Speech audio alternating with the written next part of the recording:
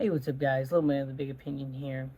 Today's video, I'm going to do my best to cover all the different things you need to think about when you are bugging in.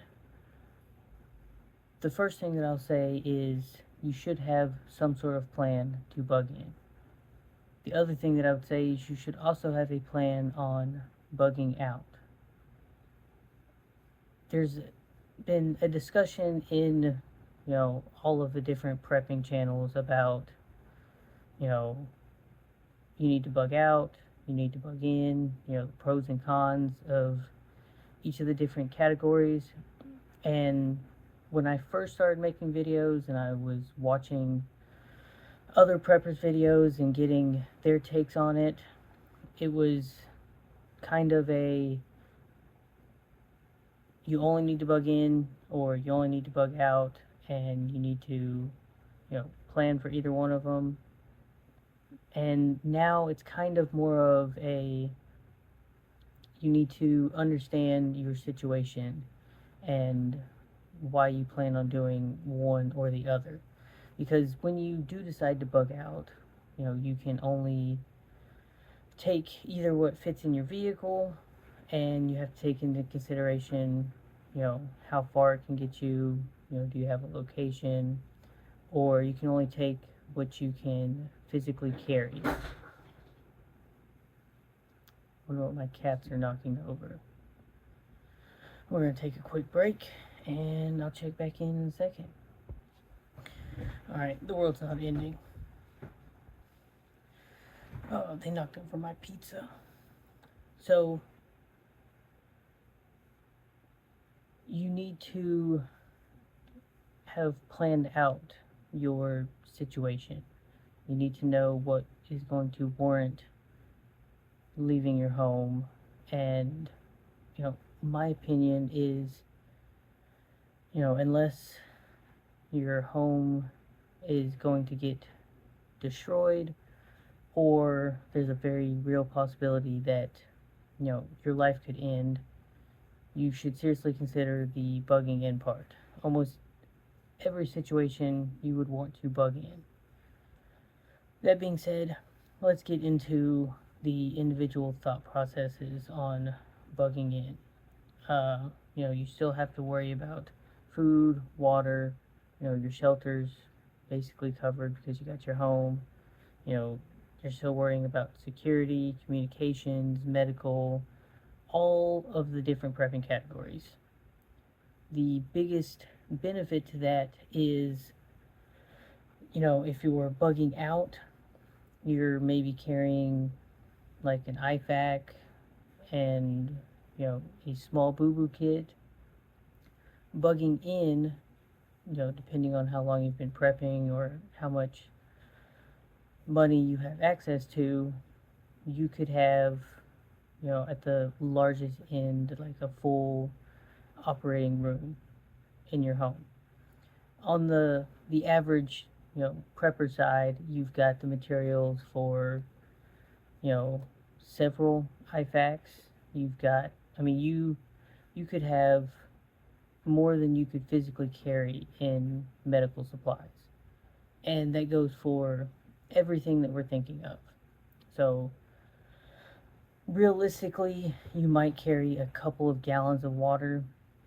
Bugging in, you can have a very elaborate system. You could also have some sort of, way to replenish that, whether it's a well, um, a rain catchment system, some sort of large body of water, whether it's, pond, creek, maybe even a river, lake, things like that. Um, Going into the security, you might carry 2 rifles. At home, you could have dozens. You might carry, upwards of 1,000 rounds. At home, you could have, tens of thousands. On the food side, you might be carrying 4 or 5 days worth of food. At home, you can stack to the rafters. So, in general, bugging in, things that you need to plan for is stacking to the rafters. Treat your home as if it were a castle, and you can look at history and see, uh, dozens, if not hundreds, of examples of every year when they gather the harvest, they put a huge section of it away into the castle just in case there's going to be a siege. And some of those sieges lasted years. Um, the thing to take into consideration is if you are paying attention to the news and what's going on, then some people look at it as, oh, you could be part of the problem where you rush the store, and the biggest example is buying up all the toilet paper. But you see some sort of bad event on the horizon, so you just go ahead and instead of getting 10 pounds of meat for your weekly groceries, you get 30 or 40 pounds of meat. And that's what humans have done forever. When a invading army came into a kingdom, they're not going to defend all the little towns and settlements and individual houses. They're going to tell everyone, get inside the castle, bring as much food and supplies as you can to bolster the defenses. So the bugging in aspect of that is you could get hundreds of pounds of supplies ranging from all the different things that I discussed, and you should have a place to store it. Like even if you're in an apartment and you typically can only store a couple of weeks worth of supplies, you're going to disregard what your place looks like, and you can set your non-perishables anywhere you have space. Like if for example, I have a couch behind me, and I like to sit on the couch. I do, it's comfortable. But if something bad were to happen and I'm trying to bring in as much stuff as I can, I'm not going to worry about the pantry's full. What does the house look like? I'm going to store stuff anywhere I can because I'm in my own castle, and it doesn't really matter where the stuff goes as long as I've got it inside the walls and I have access to it. Other things to consider when you are bugging in is, do you still have access to electricity, gas? How are you going to, the idea of shelter, the insulation in your home is going to play a really big role. Like tonight is one of the first nights that we're getting a good cold front in. I think it's going to be like 57 tonight. We've opened up windows. Last time I checked the thermostat, we're at like 68, 69 for the average temperature in the house. And that's just cracking the windows a little bit, letting in some cold air.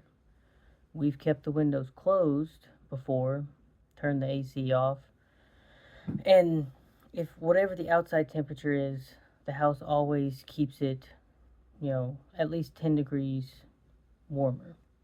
And so that's a really great part of, having an insulated home.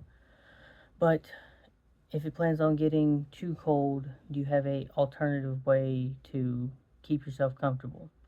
Do you have sleeping bags? That's the cheapest level that you can keep yourself comfortable. And if something happened in the middle of the summer, you can open up all the windows. You'll at least get a draft in. The insulation on the roof is going to help out. And it's not going, if the outside temperature is 100 degrees, it's not going to get 100 degrees inside because of the shade. That's one thing to consider. The other thing to consider is your security.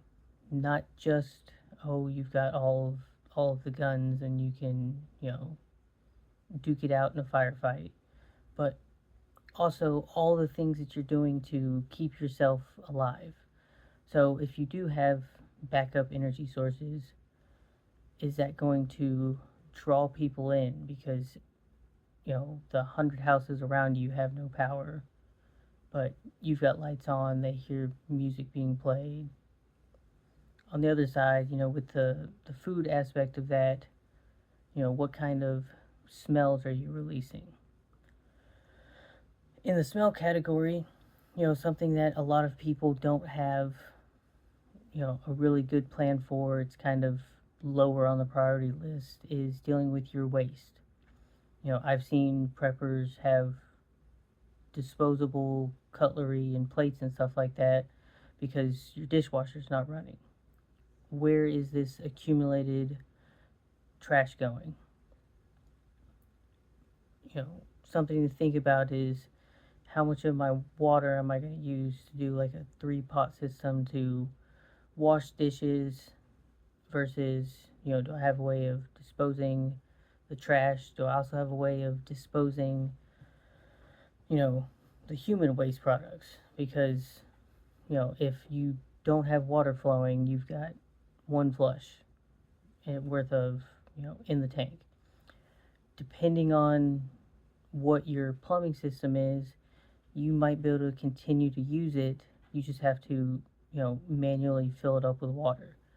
And how much water do you want to use to try to use your toilet versus, are we going to try to do some sort of outhouse or, you know, slit trench or something to think about is where your human waste is going. Other things to consider, most of those same categories, but it's also for your pets, your loved ones, anyone that is going to congregate, that you want to congregate in that situation. So, as it currently stands, you might have a year's worth of food and water, but if your, brother and their significant other show up, that automatically cuts it in half. What assets are they bringing to the table versus, are they a liability?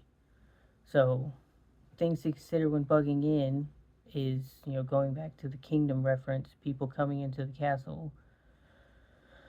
Are they just a regular everyday peasant that is just going to, shelter behind the walls? Or are they someone that has the ability to help with the security? You need to be able to disseminate tasks to these people so the only thing that they're not doing is just, consuming resources and being that liability. When you bug in, even if it's, completely your plan to bug in, you shouldn't take supplies out of your bug out. You should still be fully ready to leave your home in case the situation does change from a bug in to a bug out. And for some people, if you're brand new to prepping, those two categories might have interchangeable parts. I know I'm in that situation. I go camping with my scout troop a lot, and a lot of the stuff in my bug out bag is interchangeable. Like my light fighter tent, I love taking that camping with the scouts because, I can't tent with anyone else unless I'm going to tent with the other adult leader and don't really want to do that. So I use that tent because it's a one person tent. It's also part of my bug out gear. And so the system that I have in place is my ruck is my bug out bag. Almost all of the parts are equal to what I'm going to take camping. The prepping stuff comes out for the weekend, and when I get back on Sunday from our camping trip, the camping stuff comes out and the bug out stuff goes back into it, and I reset that before I go to bed that night so that we're good to go. The only down window is, the few hours in between resetting that. In a perfect world where the disposable income would be, higher, I would have two separate systems. That way, the bug out bag never gets touched, other than practicing bug out situations, or pulling the supplies out to do an inventory, replacing things that need to get replaced. But if you're on a budget, try to keep that system all together. Obviously, if you need to use your bug out stuff in your bug in, you know, you need to do what you can to survive. So, everyone's situation is different. It's kind of like watching the videos where people talk about the 7 different ARs that they have, and this one's perfect for this task, and this one's perfect for this task, and I use this one for this, and this one for this. And then the other people that had to piece together one rifle that's going to be their, do all rifle. And so if you're planning on going out shooting, reset your system when you're done. If you're, just reset your system. Make sure it is ready to go in case your bug out needs to, or in case your bug in needs to become a bug out. Another thing is to consider, it's a small thing, but not everyone knows this, is, recycling your water. What I currently have in place is dozens of 5-gallon containers that every 6 months I switch the water out. We've got a garden, so I can use that water to water the garden. I can fill up, the pet bowls. It's not just getting dumped down the drain and it's getting refilled. For some people's system, on the higher end, a larger storage tank that is, I would say this is the perfect system, is something that is being replenished, whether through a well, a water source, whether it's rain or a creek, and it's constantly being used. That way, all of the water in it is, less than a week old. And when your prepping situation starts, you are just going right into it. That being said, if something bad happened at 5.5 months, you can rehydrate the water by just pouring it back and forth through 2 different containers, and that helps get oxygen back into it. When you're bugging in, it doesn't really matter the budget that you have. If your budget is, I got this 1 liter Coke bottle. I give it a really good rinse. I put a couple of drops of bleach in it. I fill this bottle up with water, and I've got a liter of water ready to go. And I can store it on the shelf and, feel good about it. You can also do that with a gallon container, a 5-gallon container, 20, 50, all the way up. So the bugging in really lets you like nickel and dime your system, where bugging out, you're kind of worried about, weight ratios. So you might need to spend more money to get a better tool that is lighter. That way you can carry other different things. And then the last thing that I'd say is important with the bugging in is going through the motions. Spend a weekend where, you turn the breaker off and you act like you don't have power. Survey your area. Look for weak points in your preps. Look for, blind spots if you're doing security. Look for ways that you can, upgrade and mitigate problems. Like, one of the big things that I see as a problem for us, at the time, we spent the money that we had to put up a fence, and it's basically a cow panel fence. It keeps the dog in. and she's got access to a backyard.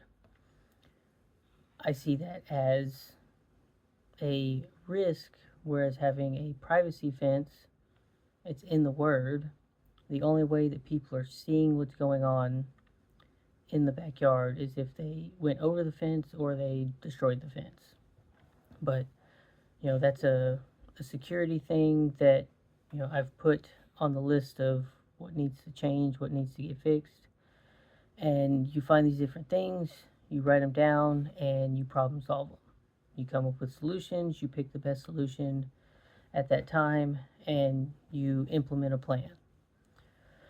But with that being said, this video is going on long enough, so if you enjoyed the content of it, leave a like. If you got questions, leave them down in the comment section down below.